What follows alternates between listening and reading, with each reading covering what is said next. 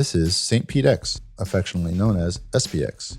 SPX brings you St. Pete's brightest business people, civic leaders, and citizens who share their insight and expertise as well as their love of our great city. SPX is presented by the St. Petersburg Group. Head to stpete.co to check out more episodes, and by St. Pete's most effective marketing agency, Big C. Browse to bigc.co to see their work. Now enjoy the conversation. Joining us today for SPX, we're welcoming the CEO of the Florida Orchestra, Michael Pastreich. How close was I? Perfect. Thank you. Right on. Well, my job's done. Go ahead, Ashley. Wait, what did you just say? Said my job's done. Yes, and then I will unveil all the questions.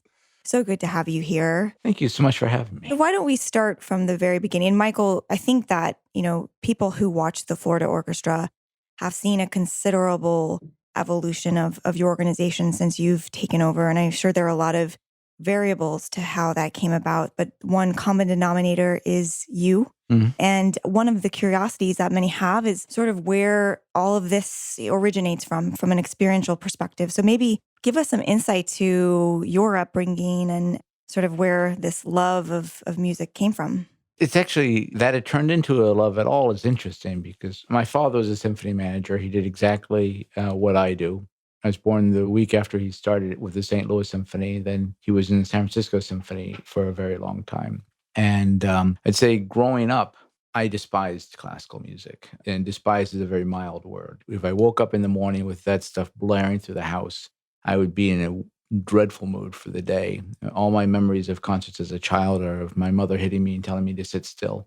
And then high school came, and my first day of school, second class, freshman year, I made friends with Irfan Mirdad, who thought it was really cool that my father worked for a symphony, and asked whether we could go that weekend. And I said, sure. And then the next weekend, he wanted to go again. And I'd say within a month, I'd fallen in love.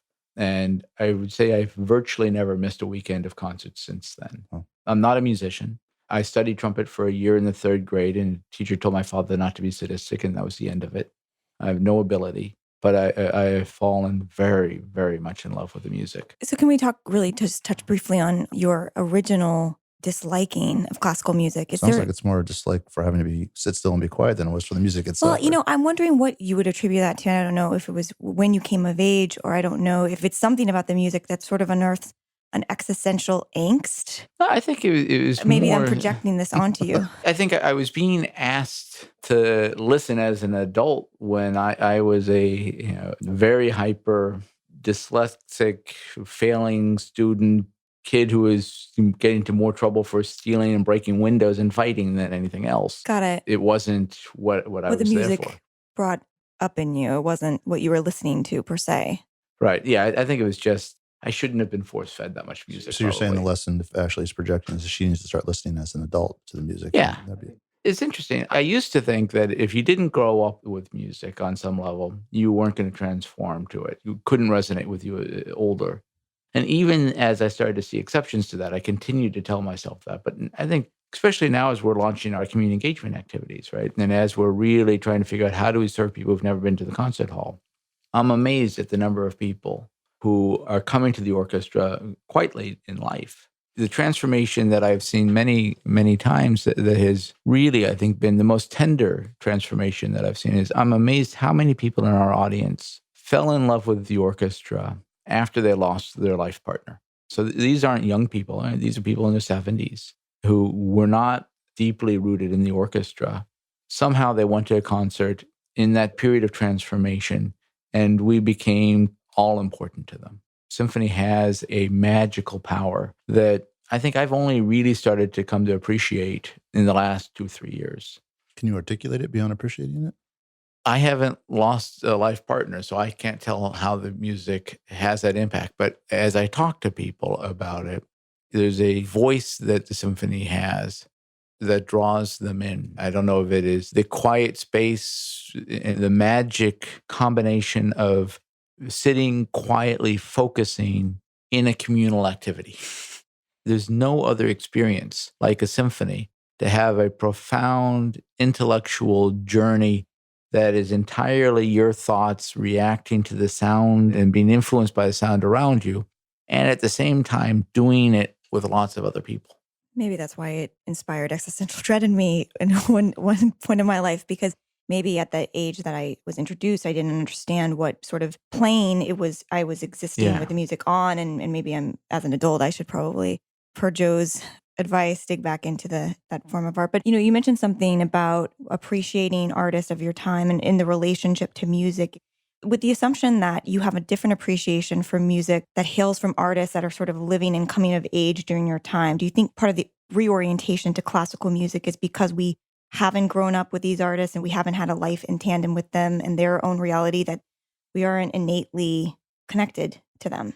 Could have asked that differently. When I listen to Beethoven, who is, 250 years old next year, when I listen to Beethoven 7, the second movement, it has a longing, a quiet exploration of all that is sad in me that speaks to me better than anything written today. And when I listen to Michael Dougherty's Red Cape Tango, which was written now maybe 15 years ago, there is a joy and a fun of it in it that speaks to me just as well, but in a different way. So that the great thing about literature, whether it's a symphony or whether it's Moby Dick or whether it is George O'Keeffe, literature is timeless. And, Iliad and the Odyssey virtually disappeared from the earth for a while, but then it came back. Beethoven's Violin Concerto entirely disappeared. It was 50 years from its premiere to its second performance. But then, great literature, it got its roots again. And now, it's undoubtedly the greatest concerto ever written. I believe that's one of the reasons classical music doesn't exist in people's lives like that, is because it is timeless. I think that popular music defines generations and it hits people as a reflection of that generation at that developmental space in their life. Whereas, that's why you have to listen as an adult to classic music, because it's timeless and it's intellectual and it's ties more to everlasting themes versus temporary themes that are the sort of arbitrary themes of the decade that define this. Well, I think also, if you think of some senses, right? If you think about what you ate as a child or even as a teenager, I loved, whatever it was, Sugar Pops. And I can remember how much I enjoyed it, but have no desire to hear it again. There is some really bad pop music I loved as a high school student. I still enjoy it when I listen to it today, because music, you absorb it as a timestamp in a way that other senses don't absorb as a timestamp. They become more of a memory. What about, some of the biggest, I won't say breakthroughs, but some of the biggest advancements in understanding of the human body have come in the interplay between external things and internal things and how the brain works? And how much of that is part of your discussion, the way classical music biologically affects the listener? And does that come up in, deciding your curation or just even in the musical theory now? It probably should. And I'll bet if you talk to Michael Francis, our music director, he would answer that brilliantly. Right. When I think about what to do with music and how we should be constructing our organization, my drive is to figure out not how do we make the greatest music possible, but to ask the question, to what end are we making great music? Music in itself can't be the goal for me. So that I think a great example for me is our subscription series at the Carter G. Woodson African American Museum. Right, it is a museum in one of the poorest parts of St. Petersburg. There's interesting stuff happening on that corner, and it's a neighborhood that needs our traditional audience to come into that neighborhood. And so by starting a chamber series there, we're able to bring our audience into that neighborhood.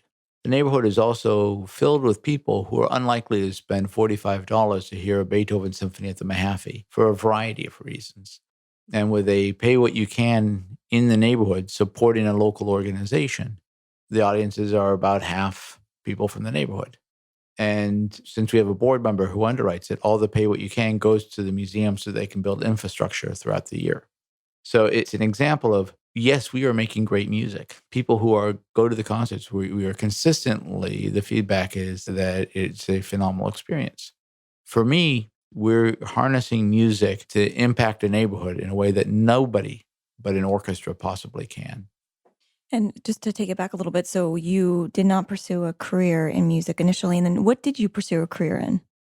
So my studies are in silversmithing. I have my bachelor's from Washington University, and had a Fulbright to start my master's in Finland, which is Finland and London are the two places to study it. And then my summer job was a forest firefighter, and actually dropped out of college thinking that that would become my career, but quickly saw that I couldn't find anybody who was 30 years old and still enjoyed it.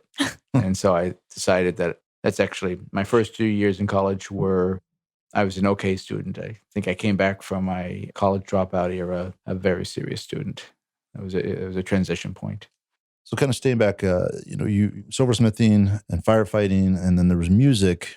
What were some of the biggest memories you have of interacting with your father? Is he interacting with the orchestra that still play in your life today? So for my father, I would say that I didn't see a strong differentiation between home and work.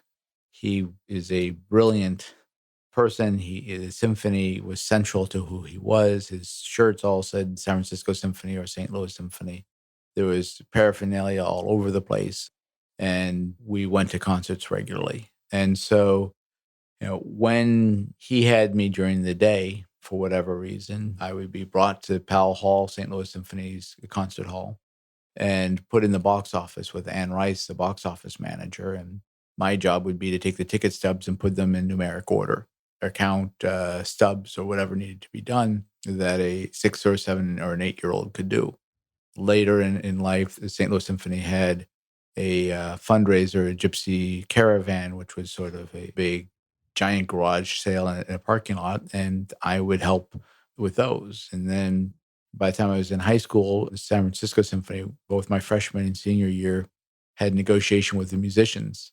And so I got to help out with those negotiations. I wasn't at the table, but he had possibly the greatest team of department heads in the history of the industry at that era.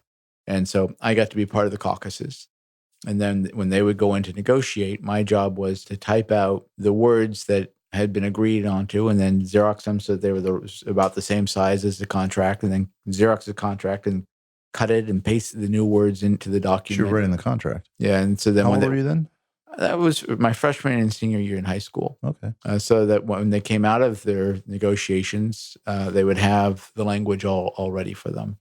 And so I remember I must have been 10 years old sitting on the balcony of my father's apartment and talking about his general manager and the challenges that he was having. And, he said, well, I think you need to fire him. And clearly he didn't, and I was wrong. But throughout my life, he involved me in his discussions, his thoughts. He talked business around me. We socialized with the greatest soloists and artists of their time. Aaron Copland took a nap in our house. We had a soprano die in my brother's bed. Symphony was part of my life. And those pieces of it, do you look back fondly on as opposed to the music, which you didn't I like? would say all those parts are just me. Yeah. They're who I am. Neutral. And I think they certainly come in handy now. I feel as I'm tackling the challenges that we face on a daily basis, I'm remembering conversations that I had with my father as he talked about it. I remember once something didn't go well, and talking with my stepmother in front of me and saying, the other person really did all these different things wrong. But once I'd done something wrong, I was no longer in a place to complain. I couldn't argue about it anymore because my father, was wrong. And that was a lesson that I tried to infuse into my activities on a daily basis. All the ethical challenges that he had to face. And remember when the San Francisco Symphony, back before computers, they had a box office. And before computers, if you turned back your ticket, it was a ticket that said $50 on it, and you turn it back saying, I don't need my ticket anymore. And then the box office would sell it to the next person who came. And it turned out that the box office was pocketing the money, right? And it turned into a big scandal, right? And I made it into the San Francisco Chronicle and the FBI and the whole works. And I remember at dinner time, every night at dinner for a couple of weeks, the phone would ring and it'd be another employee asking if they could meet with him the next day. And I remember just seeing the pain on his face as we got these calls and talking with him about how he was going to handle it, right? And he ultimately decided that if any, the box office manager was taking the money and then dividing it at Christmas to all of the box office employees. And the employees said, well, we thought it was the symphony giving us the money. And so they said, all right, if anybody declared it on their taxes, then you can keep your job. And so just finding a fair... Did anybody? No, they didn't. And so understanding the pain of tackling these problems. And of course, it grew over. My father has only once taken me to task since I've been a professional manager. And that was in my first job as executive director. I'd been there for 4 months, and we had a director, one of the department heads were 4 of us, but the marketing director, who I thought was not effective and needed to not be a member of the team anymore. And so I spoke with the board member that I was probably closest to at the time and to my father-in-law at the time and asked them, how do you fire somebody? And both of them told me exactly the same thing. They said, you wait till Friday afternoon, call them into your office, tell them that they're fired, walk with them to their desk, have them put their stuff in, and walk with them out of the office. And so the night before, just by chance, that Thursday night, I was talking to my father, and I told him, I'm going to have to fire this person tomorrow. He said, well, how are you going to do it? And I told him. And there was this cold silence. And he said, Michael, that's a human being. You can't do that. First, think about how you would feel if you were in their position. Then second, everybody else on staff is going to be watching how you handle this. And everybody else on staff is going to expect you to treat them the exact same day someday. And so just having all of this infused through my life, I think I pull from it on a daily basis. As you've taken these last 2 positions, how involved has he been in back and forth as far as? I think it's depended on his world. When he was the manager of San Francisco Symphony, very little. So you overlapped. He was in San Francisco and I was in Elgin at the same time at that time. But while he was working full time, very little. Then he retired from San Francisco Symphony and became a consultant and seemed very interested. Then he got a job working for Philharmonia Baroque, another ensemble, and he became pretty focused on them. Then he retired from them, and he started to get much more involved. Gotcha. Then he went back to work for ACT, and that became his life. He's a pretty focused guy. So, Michael, where were you before you came to Florida? So before here, I was in Elgin, Illinois, a smaller town just outside the city of Chicago. If you go from the Chicago Loop to O'Hare, you're halfway to Elgin. What were you doing there? I was executive director of the Elgin Symphony for 12 years. When I got there, it was one of a dozen suburban orchestras that surrounded Chicago. And then 12 years later, it was by a significant measure the second orchestra in the state. And I think there we were able to develop a few key strategies that really transformed the organization. I think strategies that were developed in the first few months that then just were driven forward. I think one of the things that a board member of mine, Jerry Goldstein, expressed to me is that we had, when I arrived there, spoken to everybody in Elgin. And everybody in Elgin had decided that they're going to attend or they're not going to attend. And spending another penny trying to get people in Elgin to come was a waste of money because they knew what they were going to do. It started as just, let's go to Barrington and the surrounding communities, and very aggressively started to build strategies to talk to them. The Elgin Symphony was, I would say, an orchestra that was in deep mediocrity. So nothing bad and lots of potential if only they became great. And so I think when I got here, the strategy was first to consolidate expenses. There, actually, the strategy was to expand expenses. And so we started to market very aggressively, first in the communities around Elgin. 12 years later, we were really trying to draw a C shape from the lake to the lake surrounding Chicago and really take all of the suburbs. And I always thought we were sort of like a flea on the back of a dog, right? The Chicago Symphony might not have felt what we were taking, but we felt what we were getting quite nicely. We saw the fastest growth of audience of any orchestra in the country during that period. And what did those numbers look like? Do you remember? it was about a 300% growth, a little over 300% growth over a 12-year period. That likely played into your recruitment over here in Florida. Would you care to share any memories from that transition and that recruitment over to the Florida Orchestra? There were 2 things that led me here. The first one was my wife at the time's parents had moved to Sarasota and her brother lived in Orlando. And so she kept saying, there's got to be an orchestra in Tampa, and I want you to go there. And so I had told all of the recruiters that if Leonard were to ever retire, that I wanted to go to Tampa. I think the recruiter actually called very few people when the job was open because she knew that I wanted it. But then there was the other academic question of I had been in searches for other orchestras before and orchestras that were in crisis. And I noticed a couple things. One, the orchestras that were in crisis, they never got out of crisis on the one side, and they never died on the other side. And so I had the academic question in my mind, why? Why couldn't they break out of it? And if it's so bad they couldn't break out of it, how come they didn't kill them? And so I came here wondering that because I saw that the people who managed the halls were people I could work with. The orchestra committee leadership, the people who represented the musicians were great people I could work with.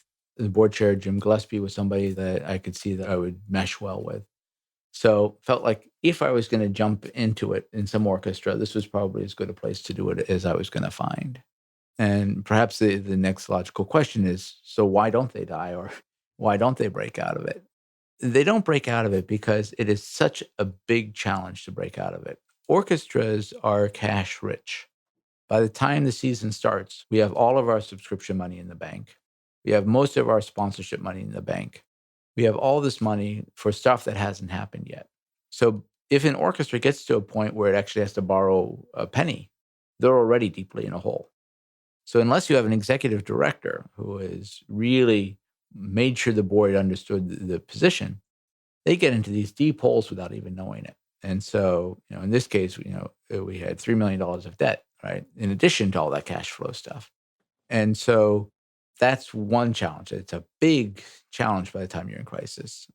Second, every community has, whether it's here or New York or Little Rock, you've got the people who support symphony. You've got people who support cancer research or animal rights. And if an orchestra has been in crisis for a long time, half the people who support the arts don't talk to you anymore because something bad's happened over time. So the resources to tackle it are really impossible, right? Then the orchestras that are in crisis tend to get one of two types of people. They either get someone who's incompetent and can't get a better job, or they get somebody who's really good and 2 years uses the job that 2 years later leapfrog into something else. So they can't get sustained leadership. Those are the reasons that they can't break out of crisis. The reason they can't die is that they have one primary creditor. That's the musicians. We've got a contract with our musicians, and that is our largest liability. And the musicians can't allow you to die. So that if they truly believe that they have to agree to something, they have to agree to it. Because otherwise, you get what happens in the rare case of Oakland, where the musicians say, no, we won't. And then the board says, okay. And it's gone. And the musicians know it. So that was my discovery. And that was the question that drew me here. I love that. I'm glad you went on a roll there. Great insights. Without knowing the numbers, because I think the numbers that I pulled from the site might be somewhat dated in terms of endowment at 18 million. It's higher now, isn't 21. it? 21 million. And annual revenue is what, 15? About 12. 12 million. Yeah. I'd love to understand the magic of getting from 3 million in debt and funding operations to where you sit today, a $12 million organization, have to fundraise over half of that to sustain operations with over 20 million in endowment, that coming from sort of the state of things. Love to glean some of what happened under your leadership. In the beginning and the end, it's all about the board. A great board builds a great organization, and a weak board doesn't. We early on recruited a board member, a man named Howard Jenkins, who is, if you read Good to Great and the description of the level 5 leader, Howard is, I think, the personification, right? He does not have an overbearing personality. The only time you see his eyes really light up is when you start talking about Publix, his company, or when you talk about his grandchildren. And Howard never told me how to do anything. I don't think it ever occurred to him, even in areas where he clearly knew more than me, that he could or should tell me how to do something. But he would tell me, you got to do something, right? And I remember I arrived, as I said earlier, the week before the Dow hit its high, right? And so when I first arrived, we aggressively came in and removed about $1 million in the first year, mid-season, and made a bunch of really hard decisions. And then a year later, a recession hit, right? And I remember talking to Howard, who at the time was giving a lot of money. And I said, Howard, I don't think that we can cut anymore. And Howard said, well, if I stop giving you $1 million a year, you'll figure out how to cut. I've never again said you can't cut. I've talked about the price of cutting because every decision you make has consequences, right? And with orchestras, I find that dealing with crisis, the hard thing is buying time, right? Because if you have to make a decision that you're going to implement over 5 years, you can probably figure out how to do it painlessly. If you make the exact same decision, but it has to be done next season or within this season, you can go into rupture. And so we had to build plans that let us think longer term. And I think probably my largest surprise that happened after I got here was I arrived in October of 07. In May of 08, we brought forward a plan for how to tackle the challenges in front of us. This was before the recession hit. And we brought it to the board meeting. I think I'm reasonably good at managing a boardroom. This meeting was bedlam. And unfortunately, Howard came there and he saw the bedlam, which was, I think, unfortunate in many ways. But the plan barely passed. It only passed through the power of a binary vote. And within 6 months, all but 3 board members had left the board. Some left because they thought it was too Draculian. Some left because they thought it was only looking at revenue and pie in the sky. People left for a variety of reasons. It also was clearly how we attracted our next 3 board chairs. What I had not counted on was what a filter that plan was going to be for the organization. Was the response or reaction more about the plan for the operation itself or for their expectations as board members, i.e., if there was a fiduciary expectation or some other element that directly affected them? We hadn't yet. It would be a couple more months before we started talking about board minimum gifts. So we hadn't yet tackled that aspect of it. So you lost the 3 remaining board members at that time? No. Okay. No, those 3 are all still on the board. Right. Greg Yadley, Jim Gillespie, and Susie Betzer have been here through hell love and 'em. back. The board at the time, I think a lot of them, their loyalty wasn't to the orchestra, right? A lot of them they worked for a corporation who sponsored us. And so their CEO told them, go be on the board. So to some degree, they were there to watch out for the interest of their corporation more than to look out for the symphony. In some cases, they were people where the musicians went and said, we need somebody to look out for our interests. Can you please go join the board? And so there were a variety of areas. I mean, I think maybe much like what I see in the world right now, when you go into crisis, people turn to caricatures. That when you're in a crisis, the board becomes this cold, hard board. And the staff becomes this bureaucratic entity, and the musicians can become whatever musicians become. And only by breaking out of crisis and giving people a chance to breathe and relax and become a family can you turn these caricatures into human beings, right? And so I think that this filter, the people who were invested in their caricature didn't feel comfortable anymore. And then we were able to bring on human beings, right? And this is no longer true, but for the first almost decade, every single board member who came on was a subscriber before they became a board member.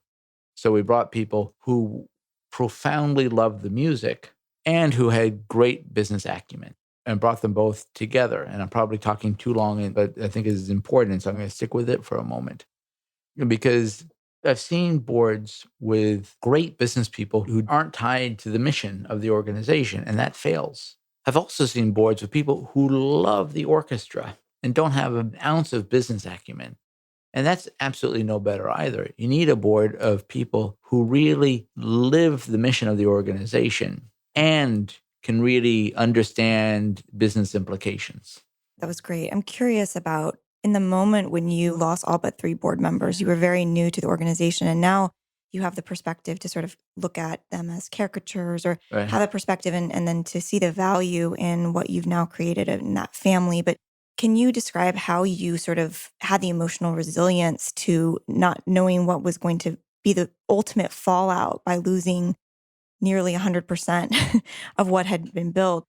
Did that bring you anxiety or? I had the huge advantage in youth of being a screw up.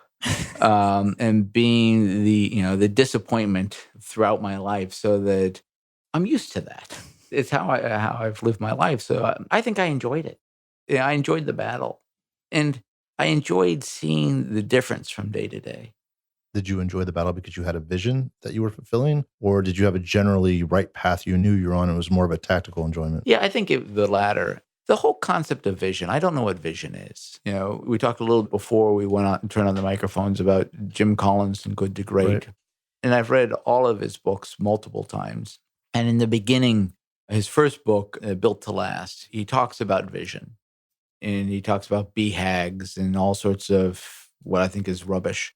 And by his later books, vision isn't talked about at all anymore. I think in his book, Good to Great, he comes up with the hedgehog principle, which to me seems to be a pragmatic replacement for vision. Right? The hedgehog, it's a nexus of what you do best in the world, what your economic engine is, and what you're passionate about. I think that, in essence, is vision.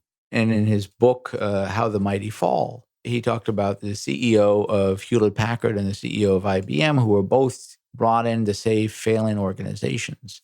And the CEO of Hewlett Packard kept talking about vision. This is when I concluded that Collins gave up on vision, even though when I asked him, he disagreed with me. I still think he gave up on it. The head of Hewlett Packard kept talking about vision, and we owe you a vision, and we're going to build a vision, and vision, vision, vision. And clearly she failed miserably. The head of IBM was asked about vision, and he said, good God, the last thing we need is a vision. I think that maybe he abandoned vision because the idea of vision is abused, not because it's bad innately, right? And maybe it's used inappropriately at inappropriate times. So this Hewlett Packard guy may have been correct that the last thing they needed at that time was a vision. But if you look IBM. IBM, if you look at the elements of, the three facets of passion, it's a bit sort of happenstance to look at them sort of passively and say, what are they? And then react to it versus what are they while you have a chance to define what they're going to be, right? And that's where vision plays into that. It's sort of an internal reflection as to what's important and what are you passionate about. But then the vision comes in and how do you mix those three elements together and what could be a viable reason to do that and what's on the other side of that potential. And that's, it's essentially seeing an ending spot to go towards. I think that we have a variety of board members at the orchestra who I've probably frustrated to no end as I refuse to grab onto a vision. I've got friends who I think are some of the greatest symphony managers of our era who talk in great visionary tones. I don't. Right. I consider myself a pragmatic visionary. I think that I know that there's a function that I want to fulfill in St. Petersburg, or there's a position that I want to hold through my achievements, or a thing that I want to bring to St. Petersburg. And I don't necessarily, I have general definitions and directions on how I'm executing that. And that's fun. And a lot of that is governed by the passion and what you're best at and things like that. But I also see that I'm actively building my hedgehog because I don't know that you can just realize it and have it be there. Because what I want to do, I think that's just, at the end of the day, people's existence can be boiled down to that one element that they roll up and that's their defense. But, I believe my defense in the city has to be a little bit more multifaceted than that. So I need to get the legs on and the quills on and stuff. And then I know what that is, but it's not something that just can exist as a singularity right away. Yeah. I think as I look at the orchestra, there are things that I pursue pragmatically that probably equate on some level to what you're calling vision. For example, our economic model is subscription model. And of course, unfortunately, the subscription model is falling apart in the world, but I think we're redefining it as frequency. Total paid attendance and frequency is close enough to subscription. And so I focus on driving those numbers, which is pragmatic. Now, of course, the more we drive those numbers, the more people we're serving, which is missionary and visionary. So there's some connection. I'm a firm believer, going back to Collins, in his book, Great by Choice, he talks about the 20-mile march, the race to the South Pole. And one of the people would charge as fast as far as he could in good weather and hold up in the tent in bad weather and ultimately failed and died. The other one went 20 miles no matter how bad the weather was and didn't go more than 20 miles no matter how good the weather was. And it's a concept that we try to pursue, so that I think in order for us to be a great orchestra, we need to be more financially competitive with our musicians, right? We need to be able to retain our best musicians. We need to be able to attract ever better musicians. So a couple things in there. One, I have tried since the 2010 negotiation to have a 4% raise for the musicians every year. So that if things are good, I try not to give more than 4%. If they're bad, I try and push the board to give a 4% raise so that there's this constant move. We compare ourselves with what we call Group 2 orchestras. It kind of starts with San Diego and goes down to Toledo, and we're in the middle. When I got here, we were the second lowest paid Group 2 orchestra. We're now the seventh lowest paid Group 2 orchestra. At the end of this contract, my hope is that we're the eighth lowest paid, so that it's not some big vision. We're going to charge forward. Let's just get up one notch. And through there, maybe that's vision, right? Because the goal is to become this incredible musical force that rivets you to your chair. And this is one way to do it. Another one is that we say either introduce a new subscription series or grow an existing one every year. On the surface, sounds maybe not that hard, but over 12 years later, 11 years later, it's hard. And in the process, we're hiring the musicians more. We have to invent new series so that we're doing all sorts of stuff we would never have dreamed of a dozen years ago or even half a dozen years ago. Maybe that's vision. For me, that's pragmatic. And a lot of it is just vocabulary, to your point. And I sort of see it as a puzzle. If you think about a traditional puzzle, you look at the box, it has a picture of what it's supposed to be when you end up. And, to some extent, there's some nondescript thing that is the highest and best orchestra. And the pieces that go into that. You need the best paid musicians. You need the best curated music. You need the most impressive or best quality conductor. Mm-hmm. You want the most engaged board. These are all things that all feed into a central purpose. Right. And the highest ideal of that purpose, I guess, then becomes what I would call vision. And then other areas that perhaps these are vision is kind of when you question, I think some of our hard discussions have been when we've questioned some basics, right? So that in 2011, we launched our accessibility initiative where we drastically lowered ticket prices, simplified packaging, and diversified what we performed. And I think it was predicated on a new understanding for us that full halls had value beyond ticket revenue, right? That what we and virtually every orchestra in the country was doing is that as we needed money, we raised ticket prices. And if we raise ticket prices 10% and we lose 5% of our audience, we're up money. We've got more money. Right. Of course, you take that to the end, you have one person paying $20 million for one ticket and you're fine until that person dies.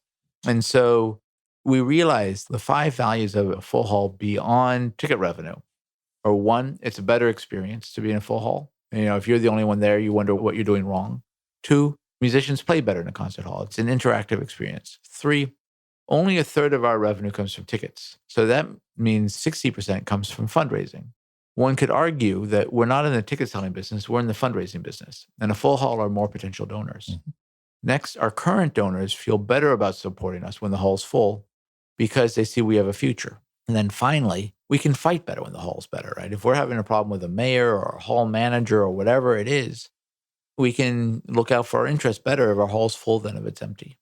And so with the accessibility initiative, where we just completely rethought how do we bring people into the concert hall, that was an interesting full year of conversations with the board as they went from, what do you mean we're in financial crisis, our ticket revenue is going down $100,000 a year, we need every penny we can get. How can you possibly be suggesting we lower ticket prices, right? To 2 years of the board really balking at it, but and probably using whatever collateral I had built with the board, spending it so that we stuck with it. And then within 3 years, the board would say, boy, we're geniuses. This is great. I'm surprised it was such a hard sell. It makes even just, the 5 benefits that seems so obvious. I'm surprised it was such a hard sell. Well, the things that are an easy sell in a room, in an academic conversation. Yeah. And things that are the same argument when you're in a room with people who are seeing the budget rupturing and ticket revenue going down,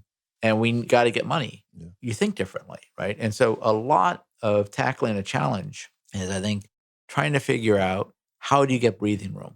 And unfortunately, the bugaboo about getting breathing room is that often when you get breathing room, you slow down, right? And so how do you both fight to get the breathing room and maintain the urgency to go forward? That's a great point. And we tackled that to some degree. We created urgency.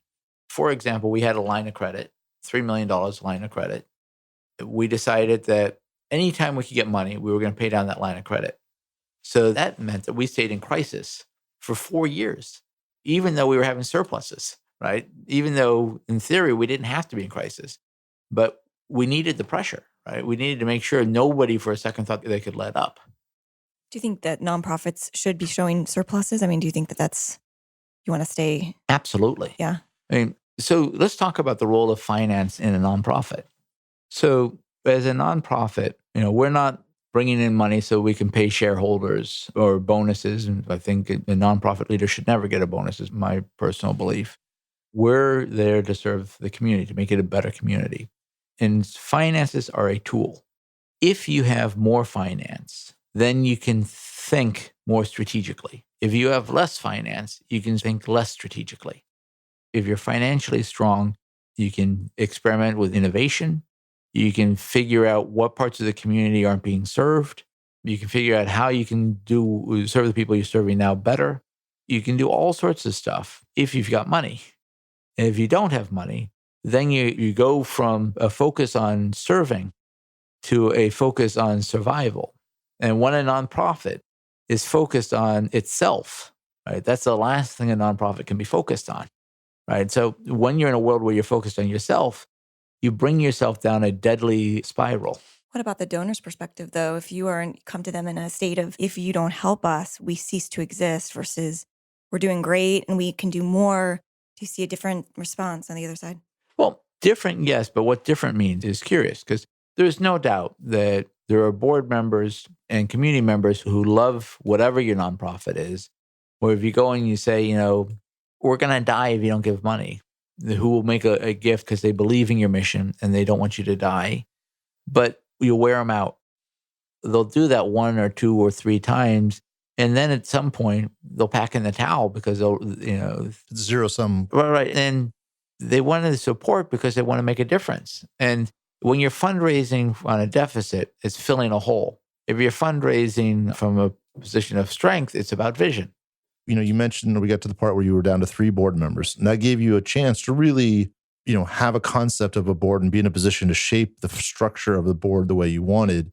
And now you've got one of the giants in the city as far as boards go. So tell me your philosophy on boards and building and shaping and structuring them. And so first, just a point of clarification. We never had 3 board members, right? There was a 6-month period where board members were coming off and board members were coming on.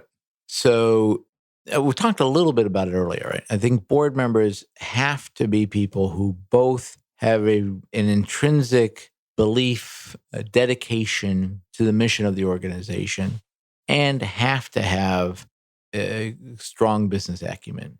And anybody who doesn't have both of them shouldn't be on the board. when you look at the board makeup, do you actually break it up into skill sets and try to fill a financial person, a marketing person? So you have a board with fiduciary responsibility, then you have an advisory council, if I'm not mistaken. So we have 3 boards. So those are 2 very good questions. I'm going to answer that one first and then that one. So I've heard board members say, let's take a look at what we need. And to some degree, that probably depends on the size of the organization, right? If you've got a newfound organization with no staff, then you need to make sure you have somebody who can keep the books for you, and you have somebody who can do the fundraising for you, and so on and so forth. By the time you get to our size, you've got, I think, a high quality professional staff who know how to fundraise and know how to do accounting and know how to write a press release and know how to write a grant better than any of our board members do. So then the board's job is no longer skill specific. And what we need from our board members are thought partners. As staff says, hey, we think we ought to do X, we need people to say why, right? And when we say, here's how we're going to do it, we need to see people say, that doesn't make any sense. We need thought partners. We need people who can take our ideas, tear them apart, push back, so that by the time we've answered all the questions, we've got something phenomenal. That's what we need in our board. Yes, we have 3 boards. We've got a board of directors, our board of consultants, and a council of advisors. The board of directors are the primary fiduciary. And so they're the ones ultimately, if the worst happened, they're financially on the hook. They also, if you're on the board of directors, you are absolutely expected to fundraise. There's a high personal gift. You have to give $10,000 a year, and it has to be personal. So that, if you work for Raymond James, who gives us a very large sponsorship each year, that doesn't count, right? You have to have your own personal skin in the game. You meet regularly, you meet every other month. There's a high expectations that you really understand the finances. If you're on the directors, you can never say, I didn't understand that. If any director comes with any financial question, any department head will drop absolutely everything and spend as much time as necessary. How many do you have total on the board? 38, I believe. Then we've got our council of advisors. We do everything we can to make the council of advisors feel like the board of directors, but they meet quarterly instead of every other month. The gift is $2,500 instead of $10,000. For the consultants, actually, your corporation can make the gift for you. There are some consultants who are phenomenal fundraisers, but you don't have to fundraise. So it's a way for us to bring our tentacles deeper into the community, to be much more inclusive. And it's about the same size group.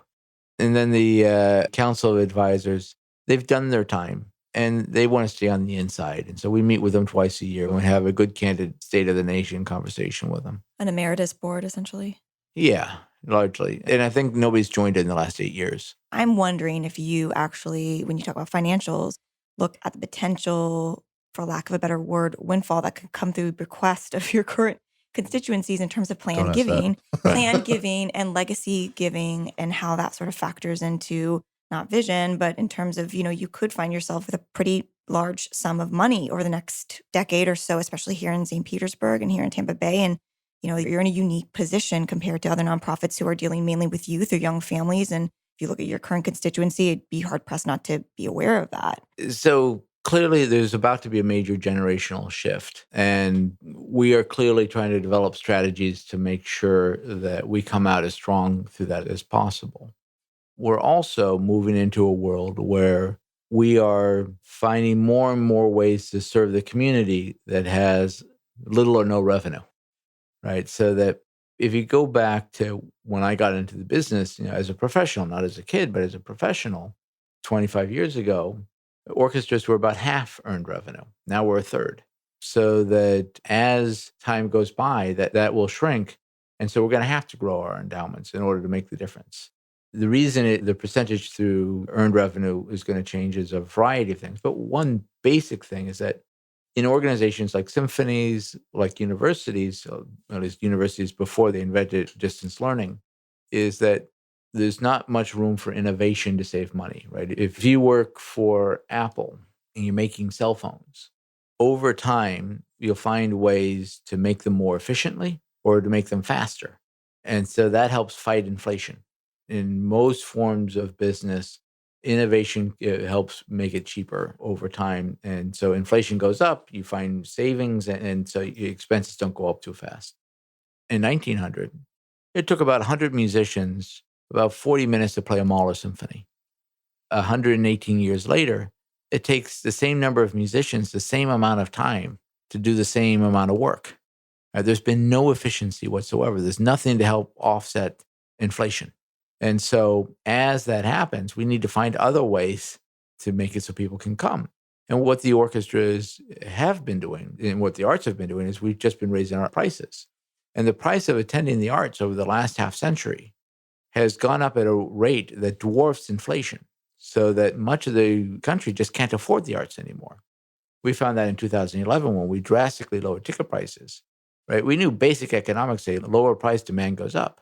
We weren't prepared for the 45% increase we saw. What we discovered was that this community loves the orchestra. They hungered for the orchestra. They just couldn't afford it.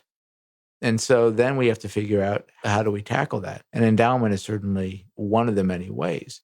The other thing that it has to offset is that I think that as the parent of teenagers, I'm betting that my children aren't going to be able to pay for a ticket what I was able to pay. And I certainly wasn't able to pay as a young adult what my father was able to pay for tickets, right? And so we need to figure out ways to become more effective at making it so that anybody in the community who wants to attend the orchestra is capable of it. Just an offside, do you have a special way of preserving? So if I'm a widow, I come and I'm mourning my husband's passing through your art and I decide to leave everything that I own to you. Are there special ways that you honor our legacy beyond the sustainability of your business? Have you found new and creative ways to, if you think about capital investments or for brick and mortar capital projects, it's easy. You haven't, right. William Huff on the wall and it's there for decades, if not, centuries. But how do you preserve legacy? So we probably try to understand what means something to you, right? So that we have endowed musicians. Something we started shortly after I arrived is our musician sponsorship program. So that if you make an annual fund gift of $10,000 or more, you sponsor a musician. And all that we promise when you sponsor a musician is that we'll arrange a lunch or a dinner with that musician each year. And when we have events, we'll invite that musician, which is enough seasoning for you to build the relationship that's right for the two of you. Right? And there's some people who really go on vacations together or go to spring training every game together. And there are people who give a friendly nod in the lobby, depending on what the chemistry is between those people. And there are people then who become very close and they want to endow that chair. So that's one way to address it. There are some people where what we do with the schools really matter to them. And so they can endow those activities.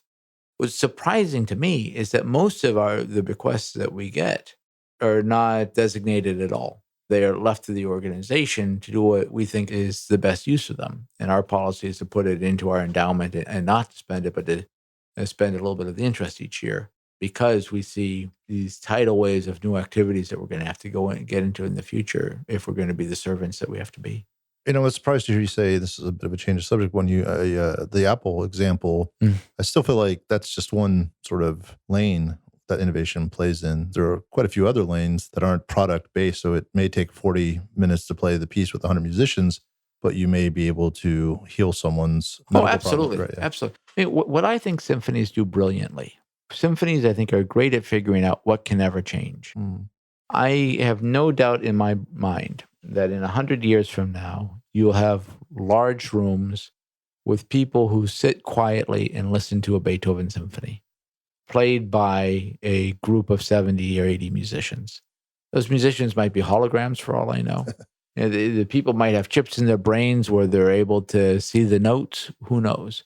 But the act of sitting in a communal experience, listening to music being played that won't be quite the same tomorrow night, right? Because the live experience, that will stay the same. At the same time, symphonies reinvent everything, right? We reinvent how we market. When I worked for the Chicago Symphony back in 1990, the idea that we would play a pops concert at the Chicago Symphony was absolutely absurd. And now the Chicago Symphony has pop series. The idea that we would play the music to a Harry Potter film, if you even had imagined, some movie about wizards, would have been absolutely scoffed at. Right? But as time has gone by, the symphonies have reinvented themselves. We've understood that we need to perform in different ways. We do music of video game music. And I think that they are, for many of our people, the most important thing we do all year. Isn't that a sold out event? The sold out events. And what I didn't anticipate was how much feedback we get from parents of autistic children. The games speak to them in a way that nothing else in those kids' lives speak. That's something that it didn't occur to me symphonies could do. For us, until 2 years ago, our definition of education was we'd perform music and talk to you a little bit about the music you heard. That's what we called education. Then 2 years ago, we got our teaching artists, and we started to call education physically teaching teachers how to teach. Now with this Prodigy program, education is we've got kids with violins in their hands and our musicians. Cynthia, one of our musicians, is there saying, here's how you play. Right? So our definition of education has gone down a spectrum, and I'll be interested to see how we define it by next year. The lobby experience has changed. Seats have changed. If you go to Florida Orchestra concert just 4 years ago, you'd go to a concert, you'd see musicians warming up and ignoring you. Then you would see a librarian come turn her back to you as she put the music on the stand. And then a conductor would come and turn his back to you and conduct. Oh, and in between there, a voice of God would come down and tell you all the things you're not allowed to do.